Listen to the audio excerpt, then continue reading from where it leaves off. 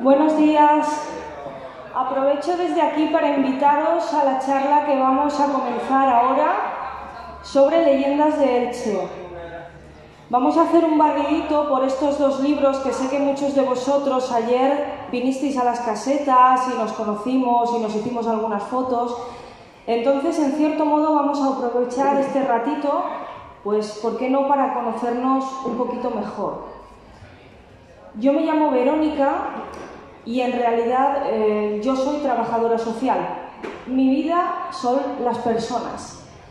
De hecho, me dedico a las personas desde hace más de 10 años y es un poco mi pasión. Yo comencé por ahí. No podría decir desde el primer momento que me dedico a la escritura.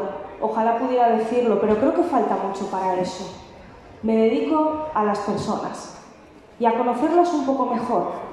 De hecho, probablemente, si no fuera gracias a ese trabajo social, a esa relación o conexión que tengo con las personas, no hubiese sido capaz de recopilar la mayor parte de las historias que yo os puedo contar. Porque en realidad os lo debo exactamente a vosotros, no a las personas que confiaron en algún momento en mí. Posteriormente, la criminología acabó llamando a mi puerta. No podía ser de otra manera. Seguimos conociendo a las personas, pero desde una forma un poco diferente. Porque yo siempre lo digo, donde hay realidad, también hay delito. Entonces es una forma más de darle vida, ¿no? Y ahí quizá comenzó mi pasión por ese mundo tan desconocido, tan inexplicable. Me pareció que la mente del asesino podía ser exactamente lo que yo buscaba y necesitaba, porque me apasiona realizar perfiles de las personas, ¿no? Empecé con los asesinos de todos los tiempos, contando sus historias, pero sobre todo perfilando aquello que son o el por qué habían llegado ahí, ¿no? Lejos de romantizar o de quizá darle un sentido a lo que hacen, por lo menos que seamos capaces de verlo o entenderlo de manera objetiva. Ese era mi objetivo principal. Pero claro, al final soy más de Elche que una palmera y se me tenía que notar. Se me nota tanto que me encantaba escribir desde que era pequeña, pero siempre me imaginé que nadie leería nada de lo que yo hacía. Viví con ese prejuicio, además permanentemente, porque estaba completamente segura de que a nadie podía interesarle nada de lo que yo hacía. Y los años fueron pasando y yo fui acumulando historias, pero las fui acumulando aquí adentro y aquí adentro. No me atrevía a que llegasen un poquito más allá, ¿no? O al menos no confiaba en mí lo suficiente. Todas esas historias que los abuelos nos contaban, todas esas leyendas, esas tradiciones orales, esos sucesos inexplicables con los que hemos crecido todos y que a fin de cuentas nos han marcado y nos han hecho crecer a nosotros como personas. Ahí es donde empecé yo. Ahí es donde yo desperté mi interés. Fue un interés que había despertado mucho antes, pero que en agosto del año 2020, en plena pandemia, es cuando sale a la luz. Quiero que penséis cómo era la vida en aquel momento. Era un poco difícil, ¿no? Nos habían enseñado como que a vivir de otra manera. Nos habían enseñado cosas que hasta la fecha pues no habíamos experimentado, ¿no? Nos acostumbramos a mirarnos a los ojos solamente, a alejarnos de las expresiones humanas, de la sonrisa, que es gratis. Nos alejamos de los abrazos, nos alejamos del contacto. Fue muy triste. Pero yo, como no me gusta quedarme parada, decidí sacar a la calle un proyecto que había creado por y para la ocasión. Las rutas guiadas basadas en historias de Elche, historias de misterio, leyendas, tradiciones orales. Dije que era el momento idóneo para volver a convencer a la gente de que la cultura del misterio existe. Porque en Elche tenemos el misterio, no es ningún secreto. Elche tiene su propio misterio. ¿Qué mejor lugar como para empezar un proyecto de esta envergadura que aquí? Y ahí estaba yo, en agosto de 2020, primera semana, cuando todavía los grupos eran dispersos, que no podíamos juntar a la gente, que no se podían tocar, que llevaban una mascarilla, que no se conocían, pero decidieron participar en esa experiencia piloto en la que yo decidí sacar a la calle todas esas historias que mis abuelos me habían transmitido. Y vi en la gente, en su mirada, porque en realidad no lo pude ver en su sonrisa, que aquello les parecía lo suficientemente atractivo como para repetirlo. Y eso hice, repetimos. Y ya no solo repetimos, sino que aparece en escena un compañero mío. Y lo llamo compañero porque prácticamente se ha convertido en mi familia, porque es Santi García. Santi García es arqueólogo de Cartagena. De hecho, le conoceréis porque él es guía de rutas misteriosas, ha escrito un montón de libros y él está centrado en el aspecto sobrenatural de toda su región. Pero también había trabajado en Elche.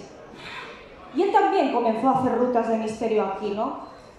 Claro, lo primero que se os vendrá a la cabeza va a ser, ostras, competencia. Surge la palabra competencia, pero no.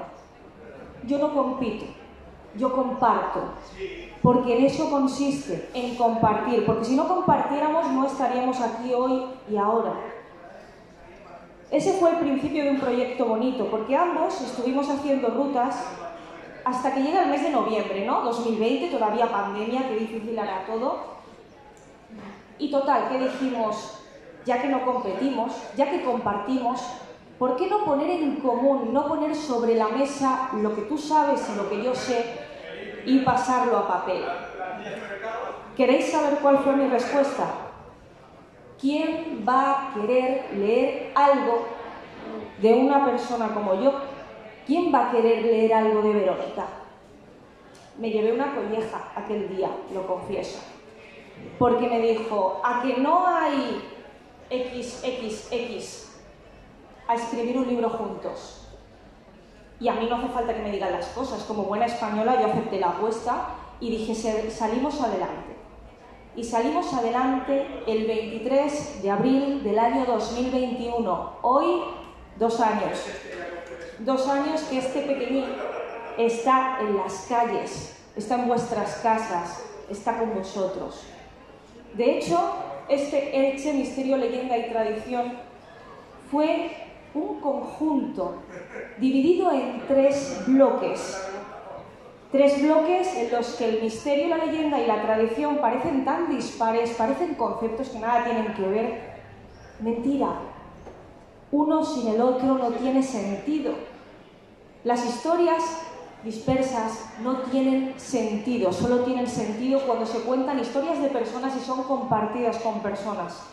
De hecho, sois muchos de vosotros los que lo habéis leído, o al menos habéis tenido la oportunidad en algún momento de ver esta portada en alguna librería. Y habéis dicho, ostras, esa foto es de la Basílica, ¿cómo me suena? La han tomado desde la Calahorra, qué bonita. Lo primero que pensáis os viene a la cabeza y decís, menuda imagen. Efectivamente, porque además era un día de lluvia y me tuve que subir ahí a la Calahorra para hacer esa foto. Tenía que ser esa y no otra, porque hay una combinación de color tan perfecta como para dar a entender lo que quiero dar a entender. Que misterio, leyenda y tradición se pueden juntar en un único bloque. Es tan bonito poder compartir con vosotros todas esas historias que nuestros abuelos nos han contado. De hecho, ¿cuántos de vosotros no habréis escuchado dentro de vuestra propia familia? Es que mi abuelo estuvo en el Palacio de Altamira, en el Alcázar de la Señoría, y estuvo preso. ¿Cuántas veces no lo habéis oído? ¿Cuántas veces vuestros ancestros no os han sentado alrededor y os han dicho, escucha que tengo una batallita que contarte? Esas son las batallitas que en realidad nutren todo esto, porque son un pequeño homenaje a nuestros célebres. Ojo, que en Elche tenemos muchísimos. La mayoría ni les conocemos, solo sabemos que le dan nombre a una calle o que le dan nombre a un colegio o instituto, pero ¿qué hay más allá? ¿Quiénes son esas personas que han dado la vuelta a nuestro pueblo, a nuestro Elche querido? ¿Quiénes son aquellos que han contribuido a que hoy seamos lo que somos? Y dentro de nuestra familia todos tenemos a nuestros propios célebres. y son importantes para nosotros y para alguien más. ¿Os dais cuenta de la importancia que tienen las personas? Pues es ahí donde yo quiero llegar. De hecho, aquí, en este libro, en esos 3 bloques, no solo recuperamos el misterio, porque el misterio es importante, el misterio nos nutre, es un patrimonio de la humanidad, es grandioso, es la única obra que ha conseguido sobrevivir con el paso de los años y ser representada en el interior de un templo, cuando el Concilio de Trento prohibió la representación de obras de teatro en el interior de los templos, al parecerle una especie de comedia o burla. Y sin embargo, nosotros lo conseguimos mantener. Y ahí sigue, con sus representaciones, haciendo cultura. Cultura del misterio, en ese caso. Pero hay mucho más detrás, hay mucho más misterio, hay mucha más leyenda. ¿Qué esconden nuestros edificios? ¿Qué esconde el edificio más antiguo de la ciudad, siglo XII, la Torre de la Calahorra? Puerta Lucentina, puerta de Elche hacia Alicante. El fin, porque a las afueras ya estaban los baños árabes, todavía visitables. Todo tiene sentido, pero todo tiene sentido si somos capaces de dárselo y de seguir manteniendo esa tradición oral que tan importante es. Porque a veces las nuevas generaciones ni tan siquiera son capaces de conocer qué tienen alrededor, que nos vamos fuera y valoramos mucho más lo que tenemos lejos que lo que tenemos dentro. Y fijaos que mi objetivo vuelve a ser el mismo, darle vida, darle voz a todo aquello que en principio parece que no la tiene. Por favor, valoremos nuestro patrimonio, nuestras historias, nuestras leyendas, porque hay una riqueza impresionante. De hecho, a modo de ejemplo, conocéis todos la historia de la Avenida de la Virgen, la patrona, la Virgen de la Asunción. Es una historia que ha pervivido desde el siglo XIV en adelante, que nos la han contado nuestros abuelos, que han participado en la fiesta y que cada año se representa. Pero en realidad, ¿sabéis de dónde viene? ¿Sabéis exactamente cuáles eran las características que Pere Ibarra manifestó haber recuperado? ¿Cómo estaba la playa del Tamarita aquel día? ¿Cómo sucedió el hallazgo? ¿Cómo se desmaya el propio guardacostas, el propio Francesc Cantó por el frío de diciembre? ¿Cómo empieza a tener visiones cuando el arca se acerca por el mar? Todas esas cosas solo nos las pueden contar nuestros ancestros. La festa está perfecta, está bien, la revivimos cada año. Pero la tradición oral ha hecho bien su trabajo, tan bien que se han acabado dispersando las historias poquito a poco hasta diluirse como una gotita de agua. ¿Os habéis dado cuenta de ese pequeño detalle? Pues con eso, igual con todo. Todo esto sucede en nuestro día a día, de ahí la importancia de la transmisión oral. De hecho, os cuento un detallito también. Sabéis perfectamente que la patrona aparece en una serie de características, una serie de circunstancias que cada año se representan, que el contexto está correcto, pero sabéis que existe una leyenda paralela, en la cual Juan de Villafañe, en un manuscrito, relata de una manera totalmente diferente, pero nada que ver, porque vosotros tenéis asumida la versión en la cual Francesc Cantó recibe el arca y la recibe a pie de playa, pero esa versión paralela nos cuenta que el arca no acude a pie de playa a él, sino que hay alguien que se la entrega y que se la entrega en mano con una orden en la que le dice: toma esto y llévalo al primer lugar que encuentres en el que haya luz. Claro, evidentemente esta persona que aparece, según el manuscrito de Juan de Villafañe, desaparece sin dejar rastro y desaparece después de hacerle esa entrega. Claro, evidentemente, Francesc Cantó se siente con la obligación de trasladar ese objeto que le han entregado y de llevarlo y cumplir la orden que esa persona que ya no está le ha dado. Y efectivamente el primer lugar donde encontró luz fue la actual ermita de San Sebastián, aquí en el carrer Mayor de la Vila. Pero efectivamente aquello no era la ermita de San Sebastián entonces, sino un hospital de caridad, donde en realidad se le construyó un espacio para que la Virgen fuese venerada siglo tras siglo hasta su traslado a la Basílica de Santa María como patrona, como alcaldesa honoraria. Y efectivamente la patrona desapareció, ¿verdad? Llega el incendio fortuito, llega el 20 de febrero del 36 y pasaron cosas de las que no queremos acordarnos. Y hay muchas teorías acerca de su paradero, ¿verdad? ¿Cuántas historias no os han contado vuestros abuelos? Así, muchísimas, y más personas que os las habrán transmitido. ¿Que se quemó?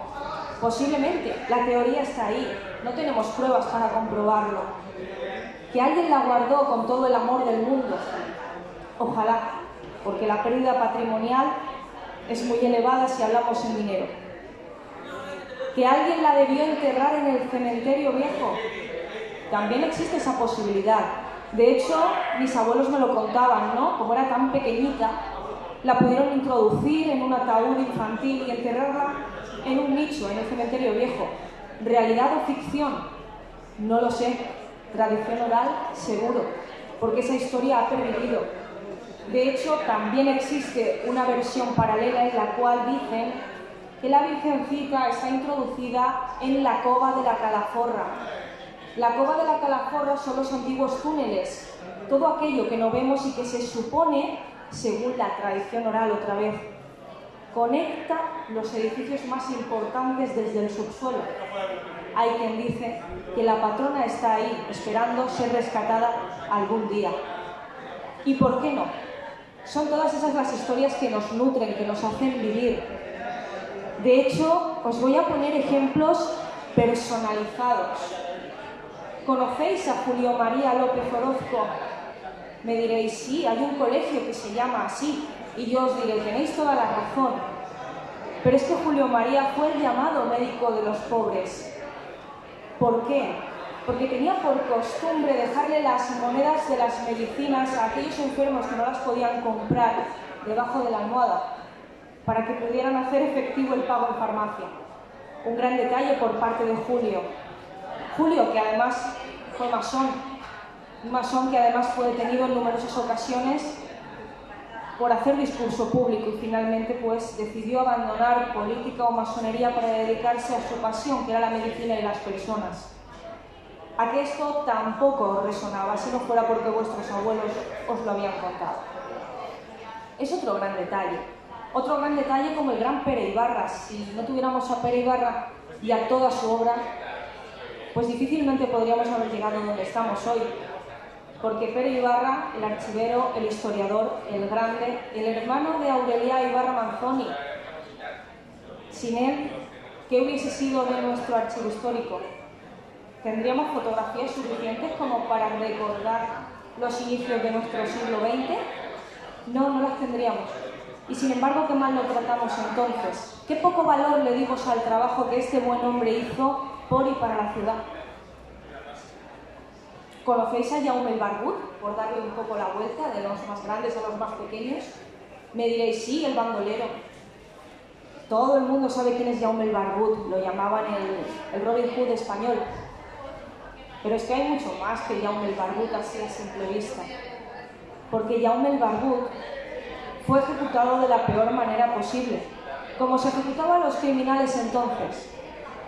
No solo se les ahorcaba, éramos bastante cariñosos, entonces lo que decidíamos era desmembrarles y colgar sus partes en las salidas y entradas de los pueblos para recordarle al mundo lo que no debía hacer. Jaume el Barbut, precisamente bien, el pobre hombre tampoco acabó. Y como él, muchos otros. Como podéis comprobar, este libro está lleno de historias que están contadas desde el cariño, al menos por mi parte.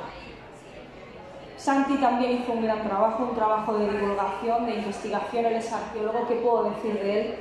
Como digo siempre, compartir y nunca competir. De hecho, desde que nos hemos juntado siempre lo hacemos junto todo, porque me parece importantísimo darle vida a las historias, pero darle vida desde abajo. Como hoy estoy yo muy arriba y me siento aquí como muy alta, pero yo he empezado donde vosotros, contando historias en la calle, a pie de calle, para que no se pierdan.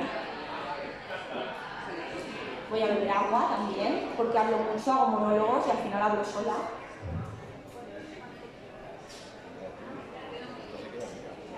El año pasado decidí que era el momento de volar sola, de darle una vuelta a todo y decir, bueno, también me lo recomendó Santi, es decir, él fue el primero que confió en mí, me dijo, adelante, ¿te acuerdas del primero? Pues ahora por el segundo. Y ahí he estado yo, recogiendo historias de la comarca, de Elx, de Crevillent y de Santa Pola. Porque en realidad somos ciudades hermanadas, volvemos a lo de siempre, compartimos un montón de historias, un montón de tradiciones orales. Todo municipio tiene a su patroncita, a su patrona que ha venido o por el mar o le ha solucionado una epidemia. Y efectivamente Crevillent no iba a ser menos. Tienen a su Virgen de la Salud ahí muy por encima de cualquier cosa. Una Virgen que además no tenía nombre hasta que decidieron bautizarla cuando unas plegarias trataron de solucionar unas fiebres que no tenían explicación. Y finalmente tal fue el buen resultado que la Virgencita, que no tenía nombre, se la llamó la Virgen de la Salud. Un poco en honor a que había remediado las fiebres de todas aquellas niñas adolescentes, que probablemente aquello era una fiebre tifoidea, probablemente, pero no lo sabían. Y fijaos lo importante que es la fe en estos casos, ¿no? Que somos capaces de crear y recrear hasta el punto de darle vida a historias maravillosas. De hecho, en Santa Pola también hay una historia muy curiosa relacionada con la Virgen del Loreto, que además me parece súper emotiva, porque esa Virgen del Loreto hizo u obró un milagro, ¿no? Ese milagro lo hizo con Fineta, una niña que no podía caminar y que un día se encomendó con tanta fe cuando pasó la procesión por bajo su casa en la glorieta, que dicen que volvió a caminar de manera inmediata y que consiguió levantarse y solucionar aquel problema que la medicina jamás le había arreglado. Tal fue así que la familia decidió crear en oro una piernecita que lleva a la Virgen colgada siempre. De hecho, cada año, cuando llegan las fiestas de la Virgen del Loreto, es necesario quitarle unas joyas y ponerle otras, para que todas tengan el mismo derecho, porque la gente tiene mucha fe y regala. Y claro, dentro de esas donaciones, pues todas tienen el mismo derecho a estar en contacto con la Virgen. Pues parece que la piernecita de Fineta nunca se separa de la Virgen. Y Fineta falleció el mismo día de la festividad de la fiebre de la Virgen del Loreto, añitos después. Para que veáis que todo al final parece que está conectado. Ya os digo que estas experiencias las he escrito con mucho amor y siempre alejada de ese sensacionalismo que lleva ahora mismo aparejado lo que es la cultura del misterio. Porque yo hablo de cultura, daos cuenta que siempre voy a llevar por delante la palabra cultura, siempre la voy a hacer hincapié, porque además me parece estrictamente necesario que la digamos, porque dentro de todo esto también hay cultura, ¿no? Hay suceso inexplicable, por supuesto, habrán cosas que no podamos saber, que no podamos justificar, por supuesto, claro que sí, pero sigue siendo cultura. La cultura que nos nutre a nosotros como personas, a nosotros como conjunto, como comunidad, como pueblo que somos. Y efectivamente estos libros tienen esa razón de ser. Huyo por completo de todos esos circos que a veces podéis ver en YouTube o en redes sociales, que hacen como que eso es cultura del misterio, ¿no? Objetos que se mueven solos, así como que sin explicación y alguien los debió mover. Gente que se asusta mucho cuando surge un ruido de la nada, pero alguien lo debió provocar. Olvidaos de todo eso, yo no voy a hacer todo eso, no me veréis nunca metida en todo eso porque defiendo todo lo contrario, defiendo lo objetivo. A veces me pueden tachar un poco de escéptica y probablemente tengan razón, pero es que mi defensa siempre será la objetividad, la seriedad y el método científico, que para eso también me dedico a la ciencia, ¿no? Me dedico a dar explicaciones de las cosas que puedo ver y tocar. El otro día me preguntaban si una psicofonía podría ser una prueba ante un juicio. una voz que sale de algún lugar y que se graba en algún momento bajo unas condiciones X. Fijaos que yo en mi vida he escuchado psicofonías que puedan llegar a ser demoledoras, ¿no? Que sean tan verdad que digas, es que no la puedo desmontar, me siento incapaz de darle una explicación real o tangible porque no puedo. Sin embargo, no sería capaz de decir esto vale para un juicio, no puedo verificar eso, sigo siendo ciencia por encima de cualquier cosa, ¿no? Y claro, evidentemente, pues obtener una psicofonía, una voz a través de una cierta metodología, pues necesita reunir un método científico que en ocasiones pues no podemos centrar. No se puede porque hay quien lo llama paraciencia, también me parece un poco ofensivo, entonces tampoco lo voy a utilizar, ¿no? Porque hay gente muy puesta y que sabe. Yo no me dedico a la investigación paranormal, porque no tengo ese conocimiento, no lo tengo, de verdad que no. Si lo tuviera os diría, me dedico a esto, pero no puedo. Al igual que no puedo decir, ostras, que me dedico a la escritura y soy escritora y de ahora en adelante lo voy a ser. No puedo probar nada de eso. Mi vida, como os decía, son las personas. Y si dentro de estos libros hay historias que os puedan hacer vivir los municipios de otra forma, estaré encantada de que así sea. Porque me encantará que podáis conocer Elche de otra forma. Porque está claro que Elche es sol y palmeras, y así lo dicen las canciones, ¿no? Pero quizás somos algo más, ¿verdad? Quizás somos mucho más y todavía no nos hemos dado cuenta. A lo mejor nos vamos a Toledo y decimos, ¡ostras, qué bonito es todo! ¡Qué maravilla de subterráneos que me están dando aquí una vuelta! ¡Hoy qué maravilla! No os podéis imaginar la vuelta que os puedo dar yo por aquí, por Elche, dándoos a conocer historias desconocidas o que simplemente os las estáis recordando y con ello además recordáis la palabra de vuestros ancestros. De hecho, ese es mi objetivo principal. Por eso me gusta tanto compartir historias con vosotros. Eso sí, siempre lejos, totalmente lejos, alejada siempre de cualquier tipo de sensacionalismo, de cualquier tipo de polémica. No me gusta el conflicto, no me gusta en absoluto, todo lo contrario, creo que todos tenemos cabida en este mundo, recordar, compartir y no competir. Creo que si utilizáramos esa palabra más en nuestro día a día, seríamos todos un poquito más felices. A lo mejor es una creencia utópica, a lo mejor solo es un sueño de juventud y luego se me pasa, pero yo creo que de verdad que si compartimos seremos mucho mejores de lo que éramos ayer. Y ya no solo eso, es que a mí el compartir, el dedicarme a las personas, ha provocado que me lleguen historias que de ninguna otra manera me hubiesen llegado.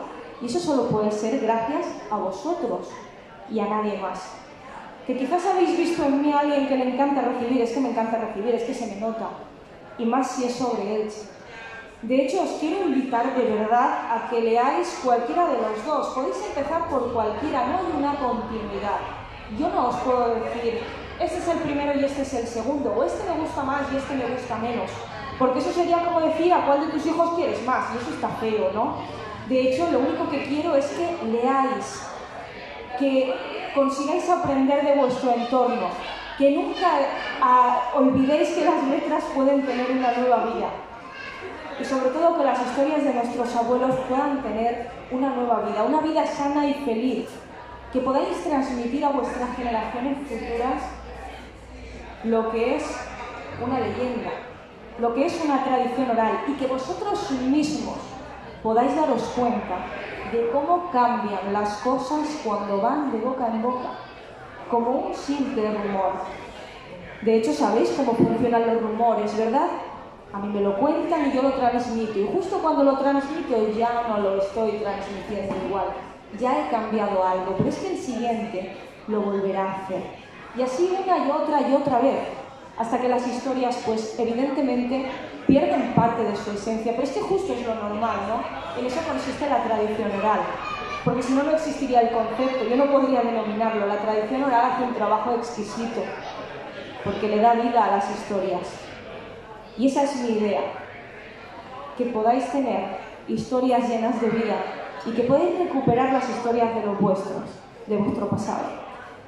Que podáis saber quién era Ben Tragel, que podáis saber quién era Pere Ibarra, o que podáis saber quién era el Capitán Lagier, porque aquí tenéis una calle que se llama el Capitán Lagier, pero a lo mejor nunca habíais caído en quién era el Capitán Lagier.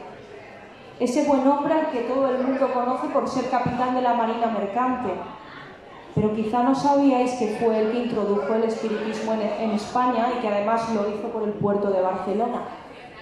El Capitán Lagier, el gran capitán espírita, como yo le llamo, porque además fue un político muy grande, porque supo hacer las cosas como tocaba, de tal forma que todo el mundo le quería, y con razón. De hecho, todos los que le conocieron dicen, el Capitán Lagier, Ramón Lagier, siempre tenía una historia que contarnos.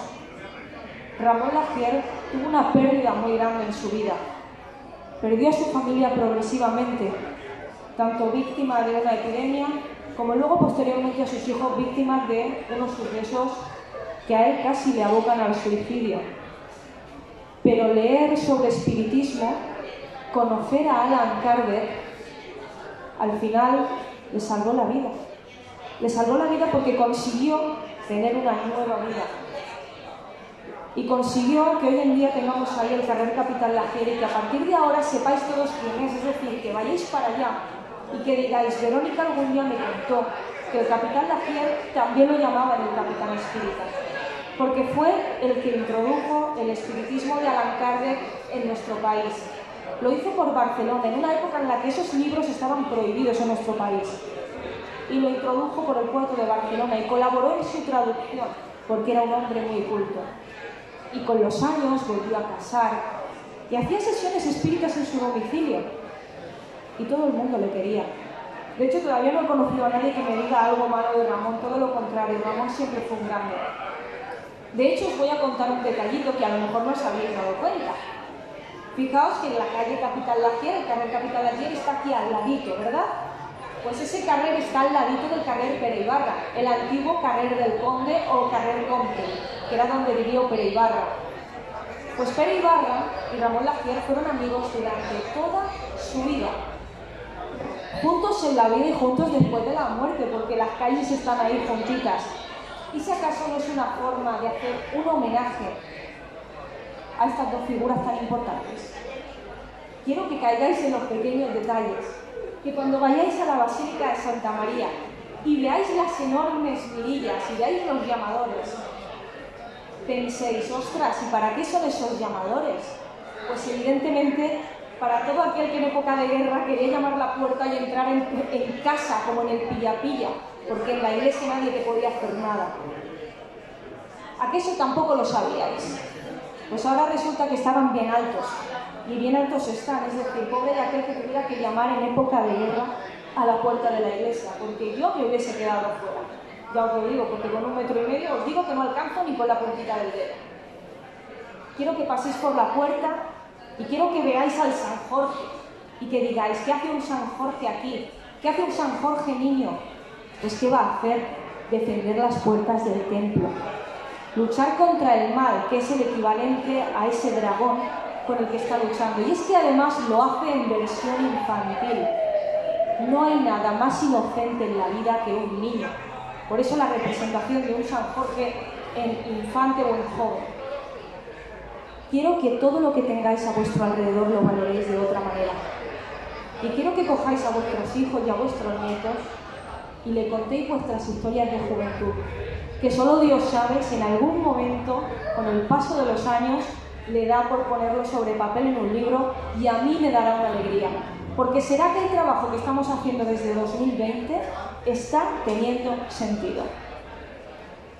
Espero de verdad que hayáis disfrutado. Sé que me he enrollado un poquito, pero solo quería transmitiros el placer por la lectura, el placer por la escritura, que no somos más que nadie, que estamos para compartir y sobre todo que os vengáis conmigo, que voy a estar por ahí también, que os puedo firmar libritos.